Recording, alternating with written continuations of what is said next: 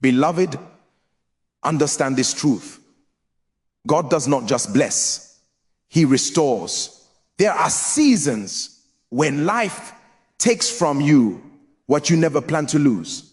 Moments when strength fades, doors close, relationships break, finances drain, health weakens, and hope seems delayed. But hear this with clarity and authority. Loss is never the end for a child of God. Tonight, this Sunday, the 4th of January, we are standing on divine timing.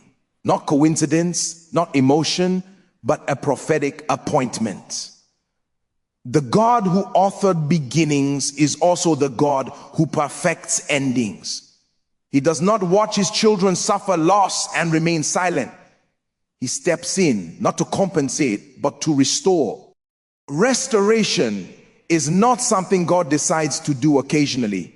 It is embedded in his nature. From the beginning of time, God has revealed himself not only as the creator, but as the restorer of all things that fall, break, decay, or are stolen. When we speak of restoration, we are not talking about pity or compensation. We are speaking about divine order being reestablished. God does not merely feel sympathy for loss. He actively responds to it with power, wisdom, and intention. This is why restoration is never a surprise in the kingdom of God. It may surprise people, but it never surprises heaven. Many believers struggle because they interpret loss as punishment or abandonment. But loss in itself is not proof of God's absence. Scripture consistently shows that God often allows seasons where things are shaken, not to destroy his people, but to reveal what must be rebuilt on a stronger foundation. When God restores, he does not work emotionally. He works legally and spiritually. He restores because it is his responsibility as Father, Judge, and Redeemer. Just as creation came out of chaos by his word, restoration comes out of loss by that same authority. Understand this: God is not reacting to what you lost. He already knew it would be lost. Nothing catches God unprepared. When something leaves your life, it does not exit God's awareness. Restoration is proof that God had a plan beyond the loss. What shocks humans never shocks God. What breaks you emotionally is already accounted for in his eternal wisdom. This is why restoration is not rushed, delayed, or accidental. It comes at the exact moment it will glorify God and mature you. Restoration also reveals the difference between human recovery and divine restoration. Humans recover by replacing. God restores by reestablishing. Recovery gives you something similar. Restoration gives you what aligns with purpose. When God restores, he does not always bring back the same people, the same opportunities, or the same methods, but he brings back the value, the assignment, and the destiny that was attached to what you lost. That is why some people are confused when restoration comes. They expected the past to return, but God delivers the future that was delayed. Another critical truth is that God restores because he is faithful to his word, not because of your perfection. If restoration depended on human consistency, no one would qualify. Restoration flows from covenant, not performance. Even when mistakes contribute to loss, God's restoration is still available because he specializes in redeeming error. He does not endorse wrong decisions, but he redeems people who make them. This is why restoration carries wisdom with it. God does not just give back what was lost, he gives understanding so it is not lost again. Restoration also reveals God's character as a God of justice. Many losses are not natural. They are the result of spiritual attacks, human manipulation, or systems designed to oppress. God does not overlook these things. He is a righteous judge, and restoration is often his verdict. When God restores, he is saying, this loss was illegal. heaven responds to injustice with recompense. That is why some restorations happen suddenly, because judgment has been passed in the spirit realm. It is important to understand that restoration is progressive, not always instant. God restores in layers. First the heart, then the mind, then the capacity, and finally the manifestation.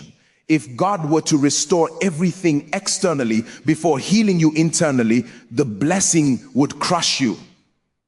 So he restores you first, then what belongs to you. This process is not delay, it is mercy.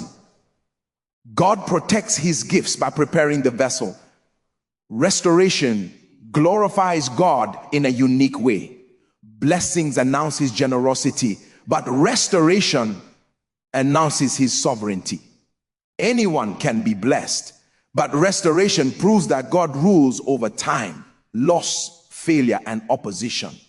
When God restores, your life becomes vivid, hence that nothing is ever truly lost in him. What seemed gone was only preserved for a higher moment. What looked like an end was actually a pause before a greater continuation. This is why restoration is God's nature. He does not need to be convinced, reminded, or begged to restore. He restores because it is who he is. And when he restores, he does it completely, wisely, and for his glory. What was lost was never wasted in God's calendar. This truth challenges the human way of measuring value, because people calculate worth by time, speed, and visible results. God, however, measures by purpose, alignment, and eternal outcome. When something leaves your life, it does not disappear into meaninglessness. It enters God's system of redemption, where nothing is discarded and nothing is forgotten. And loss may feel like subtraction, but in God's calendar, it often becomes preparation. Human beings experience time sequentially, one day after another. So when something is lost, the immediate pain comes from the feeling that time has been stolen. Years invested, effort poured out, prayers sown, and sacrifices made can appear to have produced nothing. But God does not operate by the human clock. He exists outside of time and steps into it with precision. What looks wasted to you is often stored in God's timing, waiting for the moment when it can produce the greatest impact. Many times, God allows something to be lost because keeping it would have limited what he intended to build. Some relationships, positions, seasons, and opportunities expire, not because they were bad, but because they had fulfilled their assignment. When they end, it can feel like failure, but in reality, it is transition. God's calendar records not just when something begins, but when it must end to make room for something higher. What ended did not die, it completed its purpose. This is why scripture repeatedly shows God allowing his servants to experience loss before elevation. Joseph lost his position in father's house before gaining authority in Egypt. David lost years hiding in caves before ascending the throne.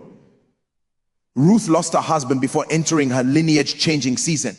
In each case, what appeared wasted time was actually being used to build character, wisdom, and spiritual capacity. God never wasted those years. He was investing them. Loss also becomes a training ground. In seasons, abundance, people often depend on systems, connections, and resources. But in seasons of loss, dependence shifts to God alone. This transition is essential because God does not restore people to remain dependent on temporary structures. He restores them to walk in authority, discernment, and faith. The lessons learned in loss are not punishments. They are preparations for sustaining what is calm. It is also important to understand that God uses loss to realign purpose. Sometimes what is lost was never meant to define your future. It was meant to reveal it. When certain doors close, they force you to discover abilities, callings, and dimensions of yourself that comfort never would have uncovered. Many people discover their true assignment not in seasons of gain, but in seasons of loss. God uses subtraction to reveal direction. God's calendar also includes divine exchanges. When something is removed, something greater is often scheduled to replace it, but not always immediately. The waiting period is not empty. It is a season of incubation. Just as seeds remain hidden in the ground before they break forth, God often hides the fruit of loss until the right season. This hidden TI builds anticipation, patience, and depth. When the manifestation finally comes, it carries more weight and permanence. Another powerful truth is that God preserves value even when form changes. What you lost may not return in the same shape, but its essence will reappear. Skills gained, lessons learned, faith developed, and resilience formed never disappear. These become the raw materials God uses to build the next season. Nothing invested in obedience is ever wasted. Every prayer, every sacrifice, every act of faith is recorded and preserved. Loss also exposes the temporary nature of certain attachments.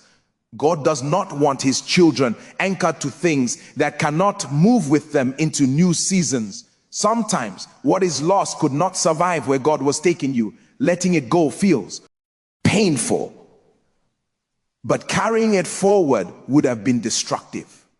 God's calendar accounts for what can travel with destiny and what must remain behind. What was lost was not wasted because God is intentional. He does not experiment with lives. He orchestrates them. Even when humans make mistakes, God weaves redemption into the outcome. He does not erase the past. He redeems it. The loss becomes a test.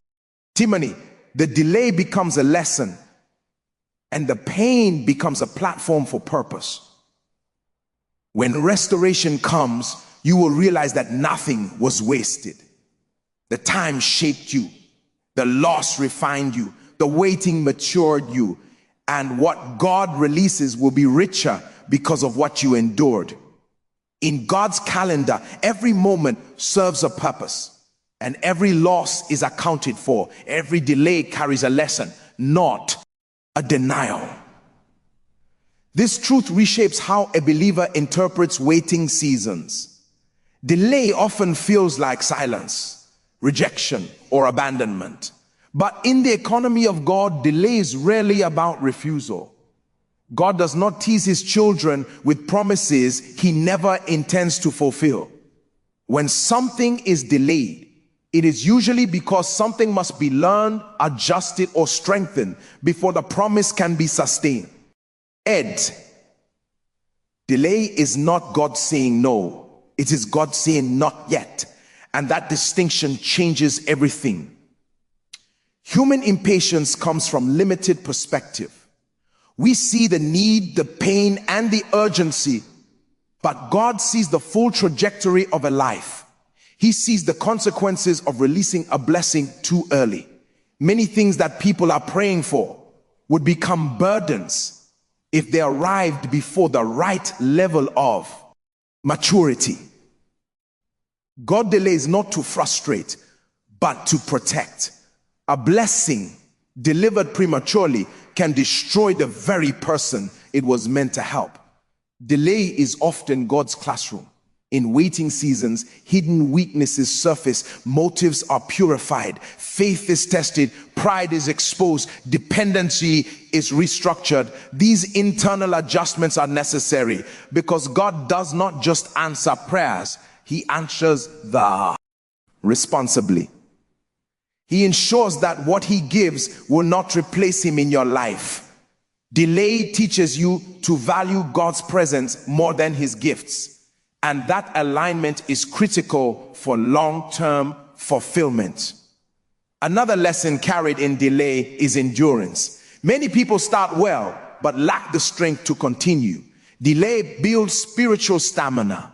It trains the heart to trust God beyond emotions and circumstance. CES. When prayers are not answered immediately, faith moves from excitement to conviction. This depth of faith cannot be learned in seasons of instant gratification. Delay produces roots, and roots determine how high a tree can grow. Delay also teaches discernment. In seasons of waiting, people learn to differentiate between God's voice and their own desires. Not every good thing is a God thing, and delay creates space to refine vision. God sometimes withholds an answer to prevent you from settling for a lesser version of his promise. What you think you want may not be what you actually need. Delay protects you from misalignment. There is also the lesson of humility in delay. Waiting seasons remind people that they are not in control. This can be uncomfortable, especially for those used to quick results. But humility is essential for walking with God. Delay teaches submission to divine timing. It trains the heart to trust God's wisdom, even when his ways are not understood. This humility becomes a foundation for future authority. Delay is also a season of preparation for impact. God often delays promises that will affect many people, not just the individual. When your breakthrough. H carries influence, responsibility, or leadership. God invests time in shaping your character. The greater the impact, the deeper the preparation. Delay ensures that when the promise manifests, it will bless others and not just elevate you. Another critical lesson in delay is alignment with divine order. God operates in sequences. Certain things must happen before others can occur. Delay ensures that everything aligns correctly. When God brings something at the wrong time, it can conflict with other aspects of his plan. Delay synchronizes relationships, opportunities, and circumstances so that when the promise arrives, everything is in place to support it. Delay also exposes what truly matters. When something is postponed, it reveals whether your identity is tied to the promise or to God. If waiting destroys your joy, it may mean the promise has become an idol. Delay gently corrects misplaced priorities. It recenters the heart on God himself. This lesson is vital because God does not share his glory with anything else.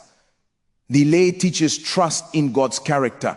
Anyone can trust God when prayers are answered quickly. True trust is built when answers are delayed, but faith remains intact. Delay invites you into a deeper relationship with God, where trust is not based on outcomes, but on who he is. This level of trust produces peace even before the answer comes. When the promise finally manifests, those who have learned these lessons recognize that the delay was not a denial. It was an investment. The waiting season prepared them to receive, steward, and sustain what God had promised. Delay refined their faith, strengthened their character, and aligned their destiny. In the end, the lesson was as valuable as the breakthrough itself. God restores in dimensions, not just portions. This truth corrects the limited human expectation of restoration. People often imagine restoration as God giving back exactly what was lost in the same quantity and form. But God's restoration is far more intentional and comprehensive. He does not simply patch what was broken, he rebuilds systems.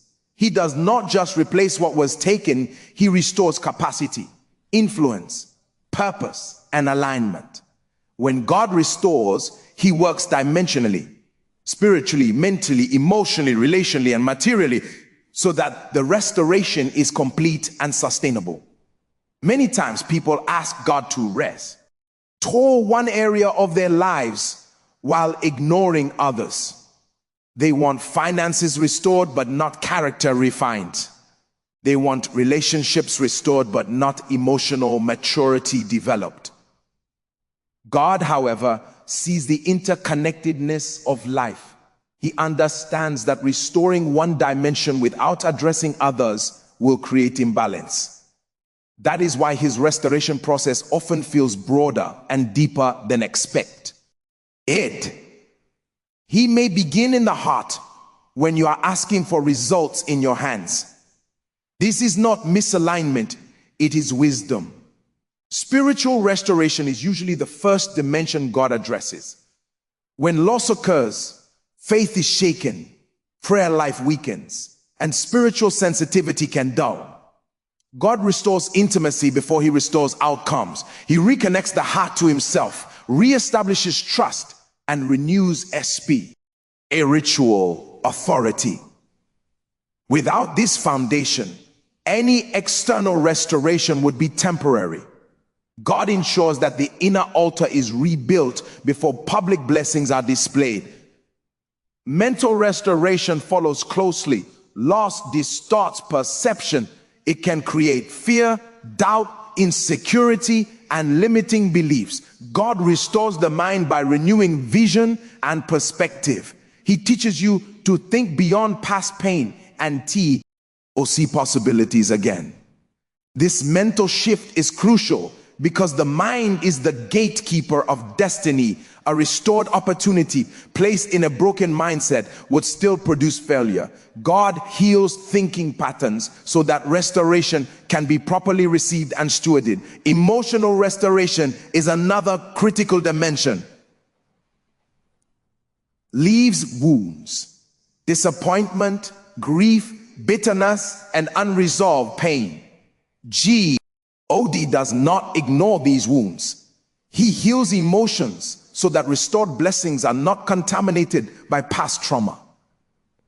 Many people receive good things but cannot enjoy them because their emotions were never healed. God's dimensional restoration ensures that joy returns alongside provision, peace alongside progress, and confidence alongside success.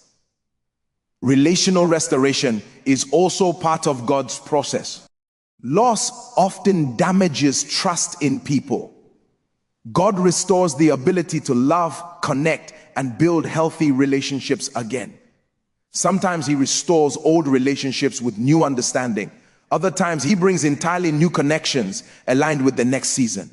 God restores discernment so that relationships are built wisely and not from desperation. This dimension protects the restored life from future harm. Capacity restoration is one of the most overlooked dimensions. Loss can shrink vision and reduce courage. People begin to think smaller after experiencing disappointment. God restores capacity by expanding faith, courage, and expectation. He rebuilds the ability to dream again, to attempt again, and to believe again. This restored capacity allows people to handle more than they lost. God does not restore you to the level you were before. He restores you to a higher level of readiness. Material and visible restoration often comes last, not because it is unimportant, but because it must sit on a strong foundation. When finances, opportunities, health, or influence are restored, they come with structure and sustainability. God's restoration in this dimension is often greater than what was lost, not as a reward for suffering, but as a result of growth. The person receiving the restoration is no longer the same person who experienced the loss. Another important aspect of dimensional restoration is timing. God does not restore everything at once because growth happens progressively. Each dimension restored prepares the next. This layered approach ensures that restoration not overwhelming. God is careful with his blessings. He introduces them at a pace that allows stability and gratitude to grow. God restores in dimensions because his goal is not just to give things back, but to transform lives. Restoration is not about returning to the past. It is about stepping into a more complete future. What you lost may have affected one area, but God's restoration touches every area. He rebuilds the whole person so that the restored life is stronger, wiser, and more aligned with purpose. When God finishes his work, you realize that he did more than restore what was broken. He restored you, and that is the greatest restoration of all. Time lost can be recovered by divine acceleration. This truth stands in contrast to human logic, because in the natural world, time lost is considered irreversible. Minutes pass, years move forward, and once a season is gone, it is assumed to be gone forever. But God is not limited by time. He created time, rules over it, and can compress, redeem, and restore it according to his purpose. When God accelerates, he does not merely move things faster. He redeems what was delayed and causes progress to surpass normal limitations. Divine acceleration is not haste. Haste produces pressure, error, and instability. Acceleration produces efficiency, clarity, and alignment. When God accelerates, he aligns people, opportunities, resources, and favor in such a way that progress happens with ease and precision.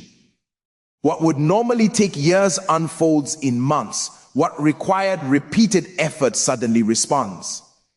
This is not because the person worked harder, but because God adjusted the timing and removed resistance. Lost time often comes from seasons of ignorance, disobedience, delay, spiritual attack, or circumstances beyond human control. Regardless of the source, God is able to recover time because he does not measure progress the way humans do. He measures fulfillment. A life is not evaluated by how long it took to succeed, but by whether destiny was fulfilled. This is why some people arrive late in human terms, but early in divine purpose. God is not trying to catch you up to others. He is aligning you with his plan for you. Acceleration begins internally before it manifests externally. God first shifts perception. He removes the mindset of regret and replaces it with expectation. Regret anchors people to the past. Expectation pulls them into the future.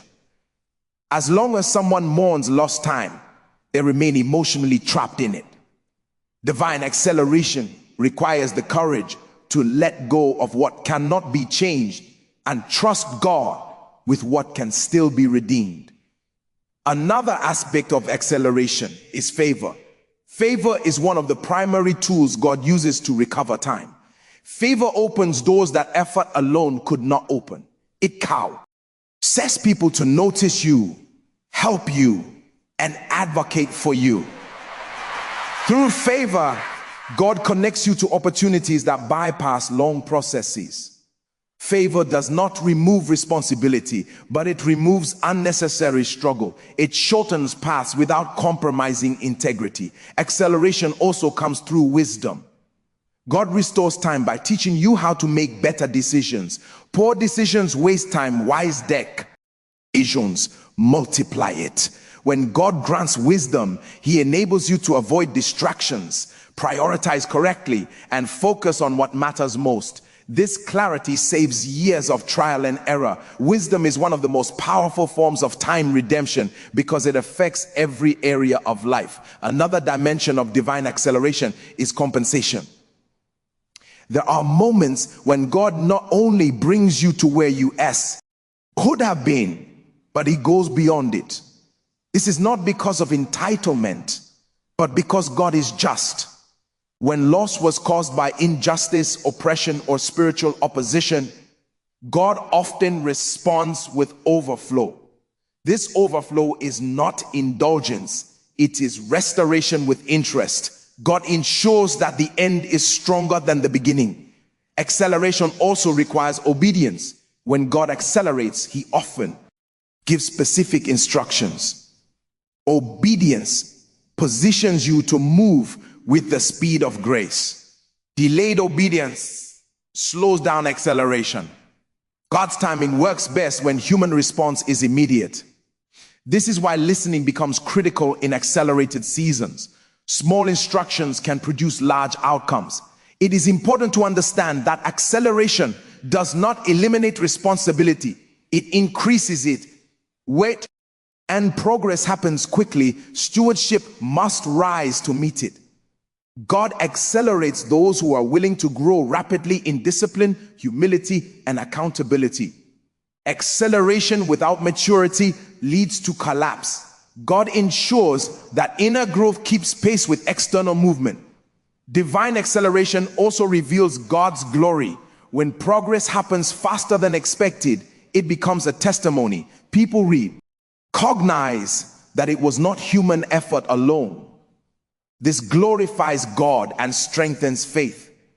Acceleration becomes a sign that God is actively involved in a life, redeeming what was lost and repositioning destiny.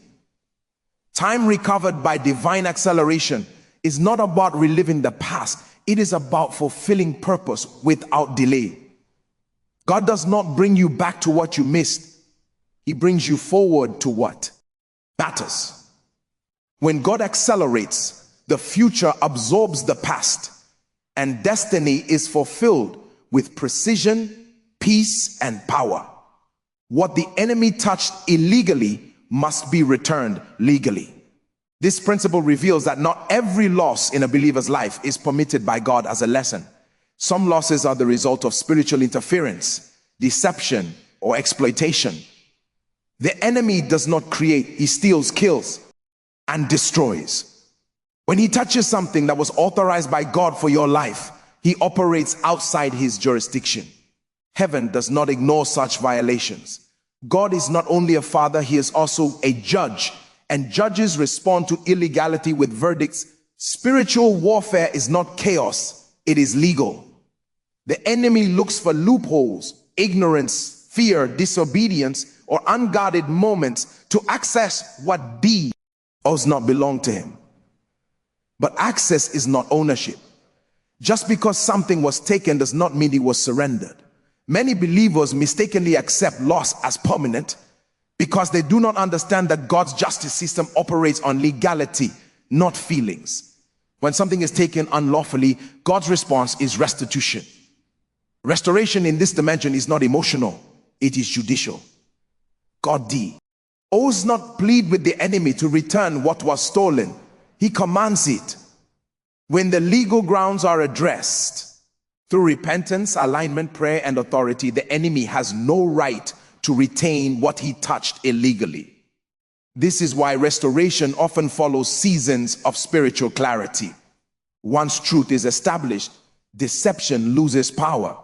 Another important truth is that the enemy often disguises legal activity as normal life circumstances. He hides behind delays, disappointments, people, and systems.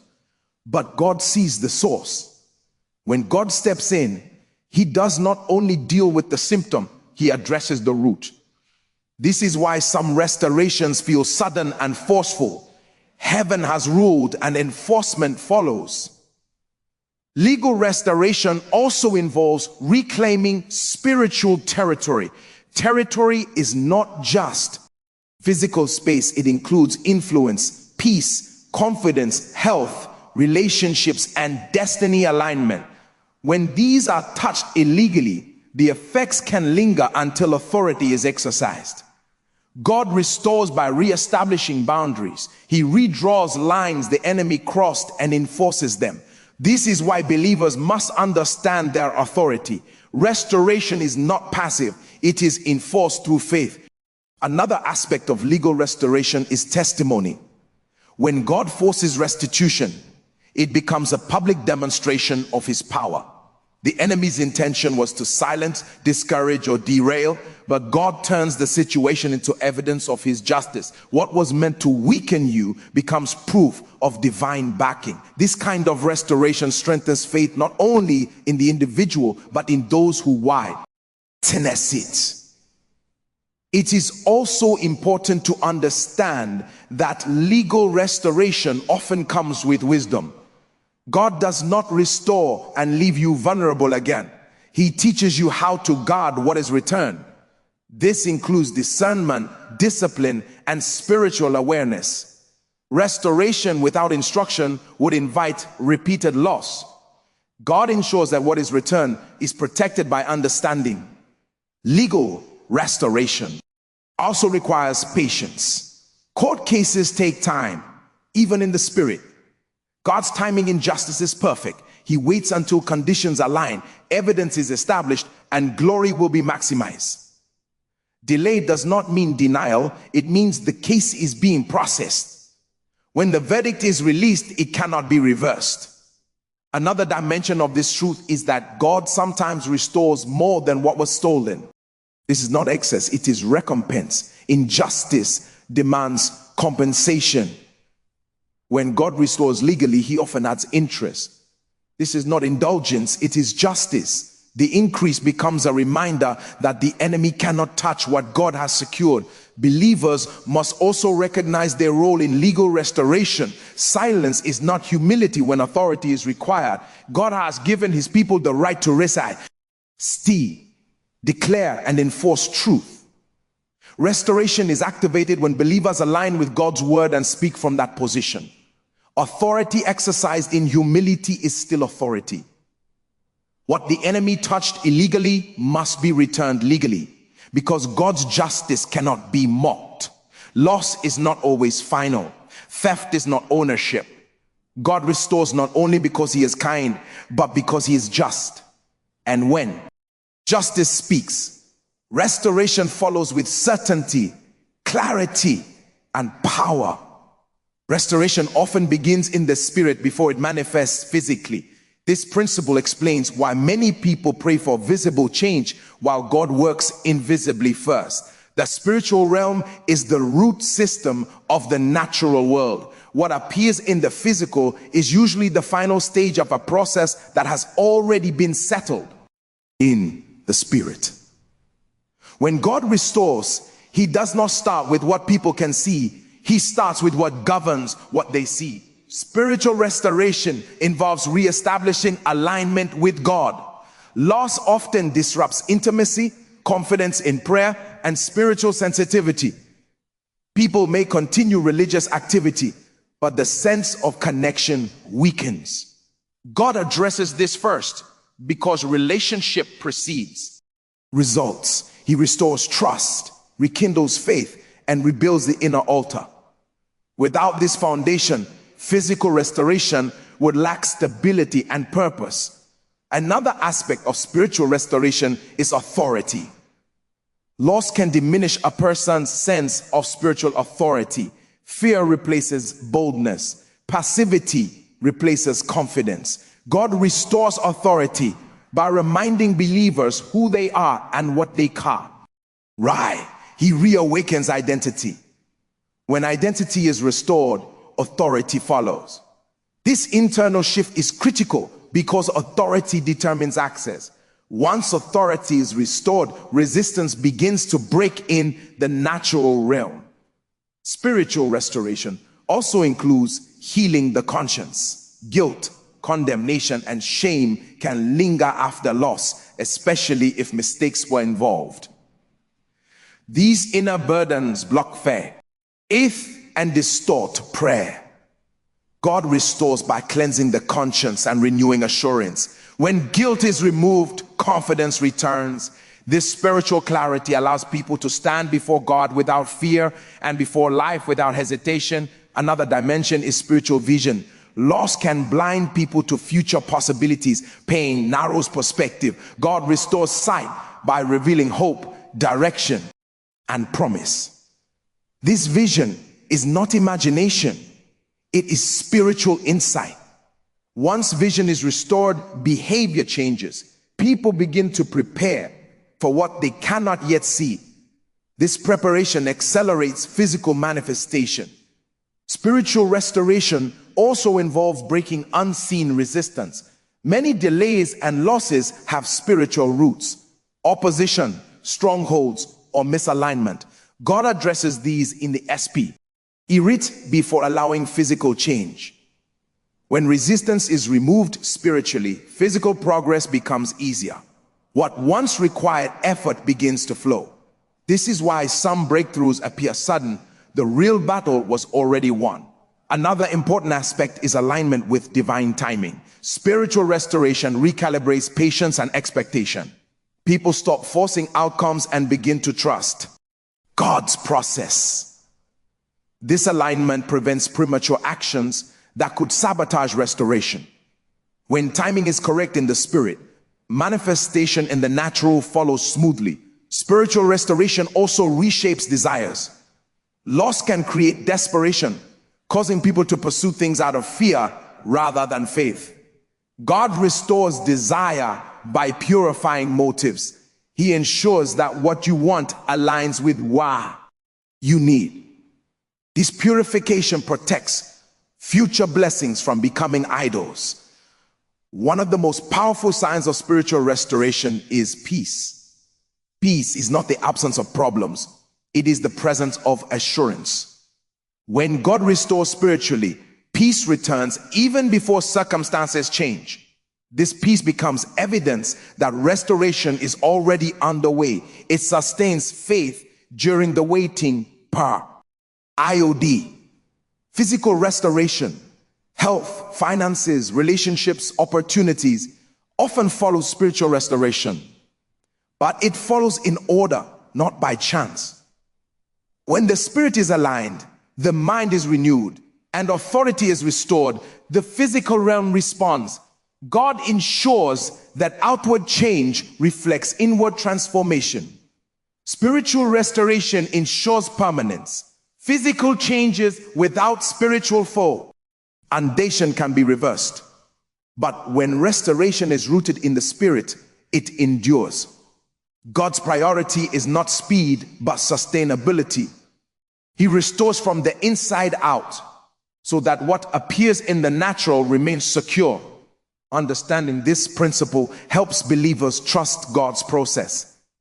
Even when nothing seems to be happening externally, restoration may already be complete spiritually.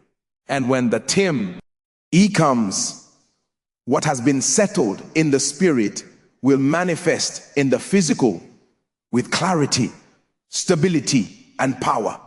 God restores identity before he restores possessions. This principle explains why some people receive things back but never truly recover, while others are restored completely even before tangible blessings appear. Identity is the foundation of stewardship. Who you believe you are determines what you can carry, protect, and multiply. When loss occurs, it does not only take things, it attacks identity. Confidence weakens, purpose becomes blurred, and self-perception is distorted. God addresses this first because restoring possessions without restoring identity would only recreate the conditions for future loss. Loss has a way of redefining people if it is not interpreted correctly. A failed season can make someone believe they are a failure. A broken relationship can make someone feel unworthy. Financial loss can create a poverty mindset even when resources return. God restores identity by separating who you are from what happened to you. He reminds his people that their value is not measured by outcomes, but by covenant. This truth is essential because identity rooted in circumstances is unstable, but identity rooted in God is unshakable. Restoring identity involves renewing understanding of sonship. Many people relate to God as servants who must earn favor, especially after loss. God restores identity by reestablishing the truth of sonship, that his love is not conditional on performance. This revelation heals insecurity and fear. When people know they are sons and daughters, they stop striving and start stewarding. Possessions given to sons are protected by relationship, not anxiety. Another aspect of identity restoration is purpose clarity. Loss can derail vision and create confusion about calling. God restores identity by realigning people with their assignment. He reminds them why they exist and what they are called to do. This clarity brings focus. When purpose is restored, possessions regain meaning. Resources without purpose create distraction, but resources aligned with purpose create impact. God also restores identity by healing self-worth. Loss can create shame, especially when mistakes are involved. Shame whispers that you are disqualified. God counters this by affirming worth through grace. He does not deny failure, but he refuses to define people by it. This restoration of worth is critical because shame repels blessing. People who feel unworthy often sabotage what God gives them. Restored identity creates confidence to receive without fear. Another dimension is authority. Identity determines authority. When people forget who they are, they stop exercising spiritual authority. God restores identity to restore dominion. He reminds his people that they were created to rule, steward, and influence. This authority is not arrogance, it is alignment. With restored authority, people can protect what God gives and resist what threatens it. God also restores identity by renewing perspective on value. Loss can teach people to undervalue themselves, accept less, and settle for unhealthy situations. God corrects this by restoring dignity. He teaches his people to see themselves as precious, chosen, and purposeful. This restored dignity changes decisions. People begin to choose environments, relationships, and opportunities that honor who they are. Restoring identity also involves breaking false labels. Society, failure, and even personal mistakes can assign labels that limit destiny. God removes these labels and replaces them with truth. He calls people by what they are becoming, not by what they have been through. This prophetic perspective frees people to move forward without the weight of the past. Once identity is restored, possessions can be restored safely. Money, influence, relationships, and opportunities return to a healed identity become tools, not traps. God ensures that what is restored serves purpose and not ego. Possessions become expressions of identity, not replacements for it. God restores identity before possessions because identity sustains possession. Things come and go, but identity anchors destiny. When identity is whole, restoration is complete. Even if possessions are delayed, peace, confidence, and direction return. And when possessions do come, they find a person who is ready, secure, and aligned. This is why God's restoration process begins within. He restores who you are so that what you have can never define you again.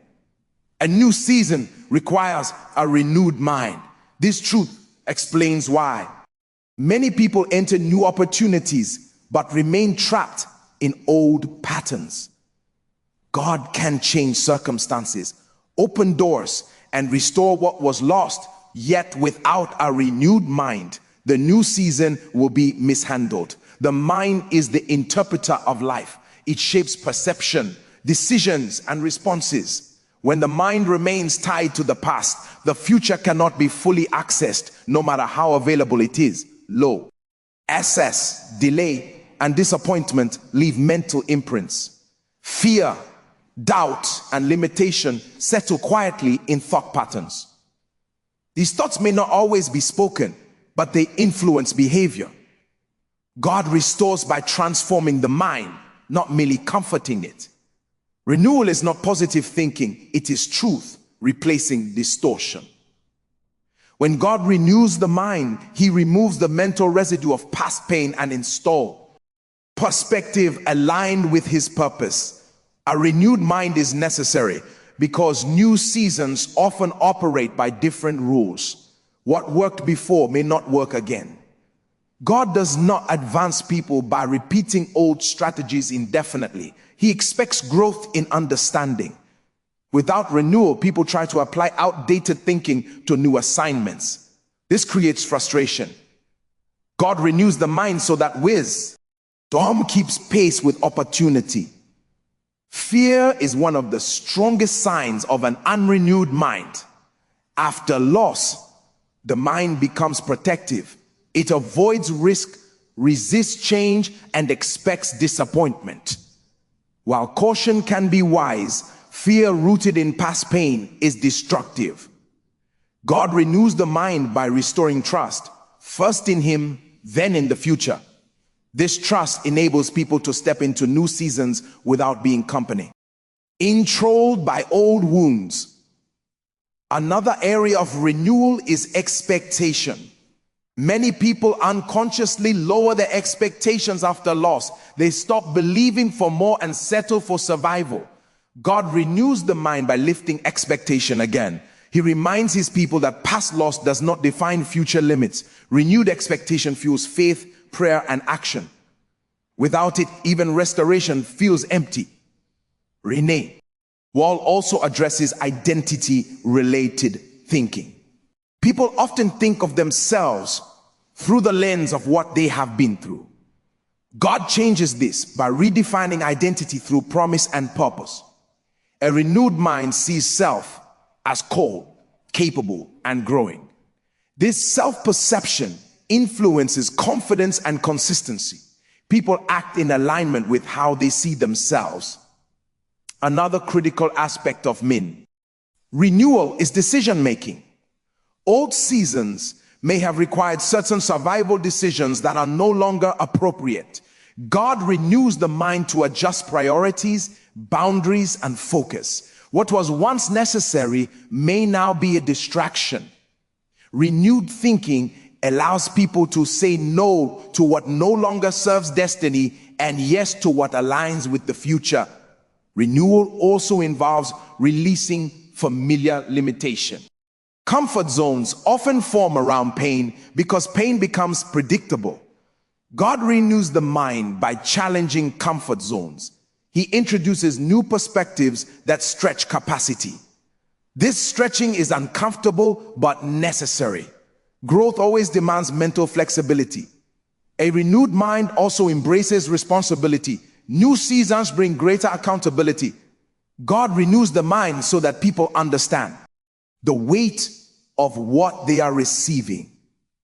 They become disciplined, intentional, and aware. This mindset protects the new season from chaos and misuse. Peace is another indicator of a renewed mind. When thinking aligns with truth, anxiety decreases. Peace becomes a stabilizing force, allowing clear judgment and steady progress. This peace does not depend on circumstances. It flows from confidence as guidance. A new season cannot be sustained by an old mindset. God renews the mind to ensure continuity. Restoration is not complete until thinking changes. When the mind is renewed, the past loses its power and the future gains clarity. People stop reacting and start responding. They stop surviving and start building. This is why God prioritizes mental renewal in restoration. A renewed mind is the gateway into a new season. Without it, restoration would be temporary. With it, restoration becomes a foundation for lasting growth, wisdom, and fulfillment. This restoration would be greater than the former glory. God does not simply return what was lost to a believer's life. His restoration carries a level of multiplication, enhancement, and elevation that surpasses what was original. Lost. The principle of former glory refers to the initial state of blessing, favor, or achievement before loss occurred. Many people settle for recovering what they had, but God's nature is not limited to replacement. He excels in abundance, increase, and overflow. Restoration, when fully executed by God, exceeds the original condition, proving His power, generosity, and faithfulness undust. Ending this requires a shift in perspective. Humans tend to measure restoration by comparison to the past. I want it back just as it was. But God measures restoration by purpose and destiny. What was lost may have been insufficient for the assignment ahead. God's intention is not to replicate what was gone, but to position His children for greater impact. The restoration surpasses what was lost. because the original was never designed to accommodate the fullness of God's plan for your life. The concept of greater also applies in multiple dimensions. God's restoration is not only quantitative but qualitative. It improves character, wisdom, authority, influence, and effectiveness. Loss may have taught humility, patience, and resilience, but restoration perfects these lessons by combining them with tangible blessings. God multiplies influence, strengthens relationships, and enlarges vision. This means that restored things are not just returned, they are upgraded to withstand greater responsibility. Another important aspect is spiritual authority.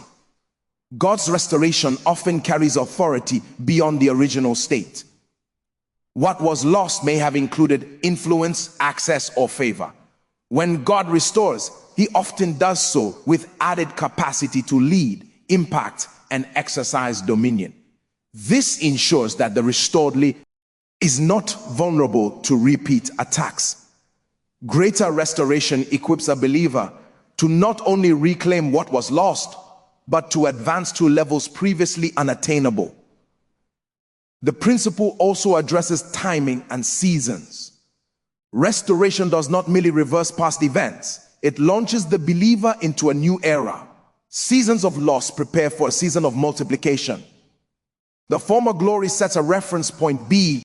The new restoration establishes a benchmark.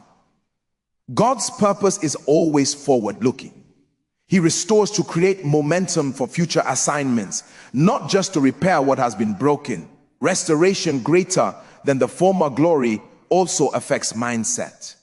When people experience loss, they often develop fear, hesitation, or diminished faith. God's exceeding restoration restores confidence, boldness, and expectation. He transforms the psychological and emotional state, preparing the believer to receive, steward, and multiply blessings responsibly. The mind, now renewed, aligns with the elevated reality, preventing repeat cycles of loss. Another dimension of exceeding restoration is testimony. When God restores beyond what was lost, it becomes evidence of his faithfulness and power. This testimony serves not only the individual, but inspires others. People see that the hand of God moves with precision and abundance, reinforcing belief in divine justice and provision. The magnitude of restoration amplifies the impact, ensuring that it leaves a mark on the community, environment, and spiritual atmosphere. God's restoration beyond the former glory also challenges the natural order. It defies human logic. People often think that loss reduces potential, but God's restoration reverses the equation. What was meant to hinder becomes the catalyst for exponential growth.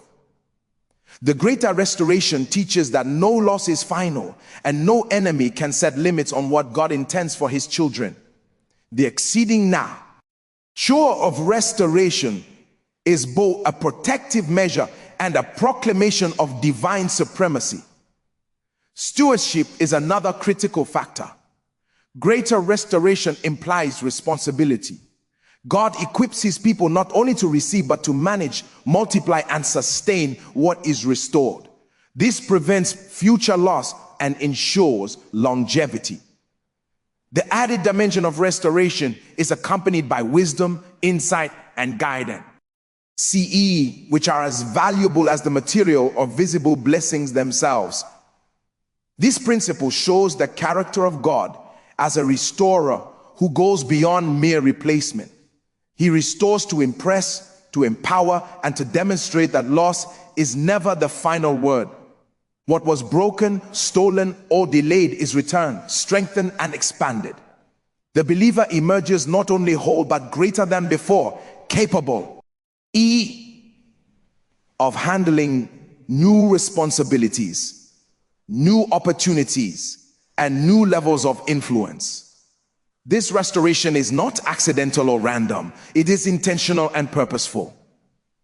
God's goal is to transform loss into a platform for increase, failure into a springboard for impact, and disappointment into a testimony of his exceeding power.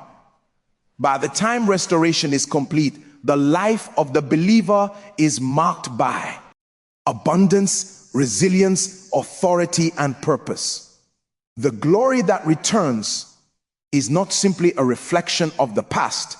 It is a projection of what God intended all along, now magnified for eternal significance.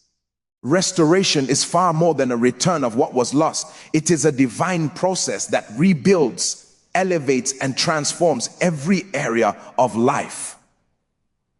From the moment God begins his work, he addresses the spirit, renews the mind, restores identity, and prepares the heart to receive blessings that are greater than what was taken.